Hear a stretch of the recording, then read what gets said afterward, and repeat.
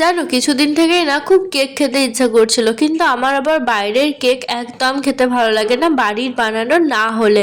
তো আজকে মা একটা একদম অন্য টাইপের কেক বানিয়ে দিয়েছিল। আমি তো ফার্স্টে ভাবছি যে দই দিয়ে আবার কি কেক হয়, আর এটা যেটা দেখলে সেটা ছিল সুজি গুঁড়ো করা, কোনো ময়দা ছিল না। তো এই কেকটা হতে থাকুক তার মধ্যে তোমাদের সাথে একটা মজার গল্প শেয়ার করি। আমি যখন একদম ছোট ছিলাম, ওই ওয়ানের আগের ক্লাসগুলোতে পড়তাম, তো তখন মায়ের সাথে যেতাম আমি স্কুলে। মা আমাকে স্কুলে পৌঁছে দিত, আর রাস্তায় না অনেকগুলো মিষ্টির দোকান থাকতো।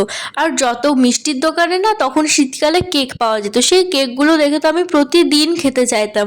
আবার সেই দোকানের লোকগুলো তো আমাকে বেশি বেশি করে ডাকতো যে আজকে এই কেকটা এসেছে, সেই কেকটা এসেছে, আর আমি যা জিদ করতাম প্রতিদিন কেক কিনে দিতেই হবে। আগে এরকম বাইরের জিনিসের ওপর ইন্টারেস্ট ছিল, আর এখন আবার বাড়ির বানানোই সব ভালো লাগে। তো কেকটা এত সফট হয়েছিল, তারপর একটু ঘি দিয়ে সেঁকে দিয়েছিল, বেশ ভালো লাগছিল।